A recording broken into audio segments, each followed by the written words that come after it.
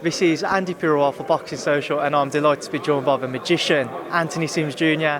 Anthony SIMS Jr., I've been waiting to interview for a while now. How does it feel to be over here in England once again? I love being here. Peterborough is like my second home, just London period. The UK, I get so much love, the energy. I'm a Brit now, like I said. When you come over, what do you expect? Before you come over for the first time, what was your image of England in your head? Okay. Well, before I came over, you don't ever hear about American fighters coming over to UK soil and being accepted, being loved. So I thought I would be, hated, black sheep, stick out. The fact is they accepted me because I'm raw. I say how I feel. I wear my emotions on my sleeve, and I'm nothing but just love and positivity. So the fact that I came over here and that actually happened, I was like, whoa. So I thought I was going to be hated, or not be part of the family. What's been the biggest differences that you've noticed between the American setup and the way that boxing's run and the British setup and the way boxing is run? Okay. Before boxing, I say the setup is the way the streets are, because I almost got killed the first day I was here because I was looking to my right, but to my left, but looking the wrong way. Yeah. The boxing setup, I say the main thing is the crowd. You see American fans, they're fans as far as your sport, your ability, but UK fans, they love you because they love you outside of boxing. They love how you walk, how you talk. They support you inside the ring, outside. So when you're fighting, they're on the edge of their seats like they're in there with you. I love my American, fans, but there's nothing like a UK fan. And they love to get drunk. And I love them for that. Do you think there's a bit of a uniqueness as well that works in your favour, being an American coming over for a British fan to be able to watch and listen to you? You've obviously got a bit of swagger about you, and the way that you talk is very appealing to the British fans. What was the first part of that question? So do you feel like you're a bit unique for a British market to be able to see somebody like yourself coming over? Absolutely. I think it breaks the stereotype of what American fighters are or what they have been, bring back originality, and it opens up ways for American fighters to come over here and do the same. You think about it, when's the last American fighter you had to come over here and that was loved? Marvin Hagler, Sugar Ray Leonard, Ali. Not that I'm even close to those names, but there hasn't been one since. So the fact I can come over and do that and break up the stereotypes and bring people behind me, it's a blessing. I've seen a lot of your previous interviews with Kugan where you open up on a lot of things which are personal to yourself. For those who don't know you from the Boxing Social channel, just talk to us about your background and your route into boxing. Okay, well, I grew up, I had a hard background as a child. I had a mental illness, lost the ability to read and write, speak. I was depressed, had anxiety. I had that due to my father. My father committed suicide, so at a young age, it was hard to deal with, and I lost basically my brother, my best friend, to it. So boxing was my way to express myself. So those watching, if you do feel what I felt once before, the way to express yourself is within a hobby. It doesn't have to be physical, but something to keep you busy, something you're passionate about. So boxing was my passion. So I used boxing to get to a platform where I could spread the message. It's my gift. I'm a great boxer. I can travel all across the world and use that. But when I get to that platform, I make sure I bring the attention to mental illness, and respecting people regardless of their sexual preference, their religious beliefs, or who they are, their appearance. So, I say my downfall in life became a blessing. Me losing the ability to speak and write and read, and boxing will be able to come through and help me talk about that to another level, if I answer your question properly. You did. I just want to say now, I lost my uncle to suicide. He suffered from mental illness, so I know how difficult it can be. From a boxing perspective, do you think there's enough being done from the boards to try and support boxers? Not at all. You see, like in the Army or the Navy, Marine base, you have a PTSD. I think that's what it's called. Yeah. Where where you struggle from seeing gruesome things. Boxing is the same way. You struggle afterwards with things that you've done or even getting hit. So we have the same feelings, emotions. You worry about boxers while they're fighting, but after they're boxing, how they're physically affected. Not even just the money part, but their physical being, their mindset. I don't think it's focused on until it's too late. Oh, we didn't know he was suicidal. We didn't know he was this. We know he's that. What would you like to be saw done then on that perspective? What would you like to see implemented into the sport? I would like when a fighter loses, that there be some type of talk show or something, a gathering when a fighter loses. When a fighter loses, he doesn't just go and go about his life. It's depression. You put all your life into this one fight and you lose it. And you feel that for months and months. So I would like for a congregation or something, a talk show host to get them together and talk and be able to express his feelings on the live news or to one-on-one. When you express it, you let it out, it feels so much better. So I think once we start doing that, the fighters, these big fighters losing big fights, to express how they're feeling, it'll kill that whole vibe. So do you feel then with what you've experienced previously with your own mental illnesses and with what you've had to go through with your father, that you're trying to maintain this winning record so that you don't experience that loss and maybe fall into any form of demise again? I wouldn't call it a form of demise. I mean, me losing, it's not going to put me in a form of demise, but I want to keep fighting and winning. That's the main goal. But on the big picture, whether I win or lose, my purpose is still my purpose, to speak about mental illness. So, even God forbid that I lose, which, all great dynasties come to an end. If I do lose, it's not going to send me into a warm depression because I've learned how to deal with it. This is mainly for the fighters who don't know how to deal with it. They don't have someone to talk to like I'm talking to you, a way to express it. You feel me? So.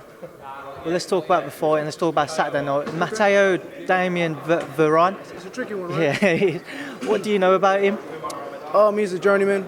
He's slick, good boxer, head movement, and that's what I've been looking for. I've been fighting guys that come right to me and want to bang me out. So I want to fight somebody who's a boxer. So he's a great step up as far as experience. Me fighting a guy who's 10-0 or 12-0, what does that do for me? If I just go and knock him out because he's green. I fight somebody who knows how to stay away, who knows how to wrap up, who knows how to move around the ring. It builds my knowledge that much more. Usually when someone says that you're fighting a journeyman, the crowd don't like that saying. But at the same time, it can be very dangerous because some journeymen, they can turn up and cause a shock, and we've seen plenty of them over the years. Is that something you're wary of? Not at all. I think it's up to the fighter to express to fans what they're doing. So you look on a record on paper, it looks like no fight, but when you express to the fans what you're fighting for, you're not really fighting the man in front of you, you're fighting something in yourself. You're trying to, learn things. Then I think it makes the fans a little bit more aware. You're fighting a guy that's 0-40. But they know you're fighting him because he's a legendary southpaw. He just has a bad record. But you need to get ready for southpaws because you're going to be fighting Andy Lee in the future or something like that. But I think it's up to the fighters to express to the fans and get them in and let them know, like, okay, this is why I'm doing it. This is how I'm going to do it. Boom, boom, boom. That's a great analogy. Just talk about the fight then, and in terms of a round-by-round analysis, how do you see it progressing? Well, I'm an old school boxer. I'm the magician, but I can't predict the future. All right, everything starts with the jab, and everything works off of that. I can't base this fight off of opponents he's fought or opponents I've fought in the past. So every round changes in boxing. I think that's why people love it, because it's the closest thing to life. It's unpredictable. You don't know when you're gonna die. You don't know when this is gonna happen. Nothing. You don't know. Boxing's the same way. All you can do is just sit back, eat your popcorn, and just chill and watch. You gonna be eating popcorn on Saturday night? I'm eating my popcorn, mate. Eating my popcorn. Absolutely, yeah. And I'm be eating my popcorn watching Jordan Gill go. And just talk about your plans for the rest of this year. Then, what would you like to achieve as the year goes on? I would like to fight. I say a big name at the end of the year. Maybe like someone like Caleb Truex. Right now, it's not really up to me who I fight. Whoever they put in front of me is who I'm going to fight. But it's up to my manager, my promoter, to make sure they, take my time and don't rush me to the top. Because once you get there, there's nowhere to go. Talk about the nickname, the Magician, as well. Where does that come from? See, I come from a place of darkness, negativity, death, unfortunate situations. But abracadabra, alakazam, here I am. That's why I'm the magician. Not so much as boxing, but it has to be magical, the fact that I'm here. So many obstacles, so much adversity, and the fact that I'm here talking to you and in front of you. Do you ever have people come up and ask you to do a magic trick? Yes. I say, close your eyes, and I'll be all right. I'll just take off running. And I just wanted to get your thoughts on, you just mentioned Caleb Truax, a former opponent of his, James DeGale, announced today that he's retiring. What are your thoughts on that? On James DeGale retiring? I think it's a great move for him. Everyone is so judgmental towards the fighter, but they've never threw a punch, been in the ring, been in a situation. The man stepped in there, let alone. That's greatness on his own. He's a champion. The fact that he stepped in that ring and didn't have to. You put your life on the line every time you step in there, so you should be ashamed if you judge a fighter for his performance or the outcome. James DeGale, you did your thing, baby. You're retiring, you made your money, you got in, got out. You can still speak, you can walk, you can talk, you can read, you can write. That's all that matters. The boxing game is short and it's dangerous. So he got his money, he got out, and now he can go live his best life. He fought Chris Eubank Jr. last Saturday. What did you make of that fight? Maybe a potential opponent down the line for yourself in Chris Eubank Jr.? He could be a potential opponent, but I think I'm going towards more mega star fights. Maybe like Canelo in a year and a half or something. No big names. Not that he's not, but I thought he did what he had to. Chris Eubanks turns fights into an ugly fight. He's not a boxer. He likes to go in and he likes to fight you. And he likes to get in your head and, showboat and talk shit. That's him. So he did what he had to do. As long as you do what you got to do to get the W, that's all that matters. You're moving down to super middleweight now.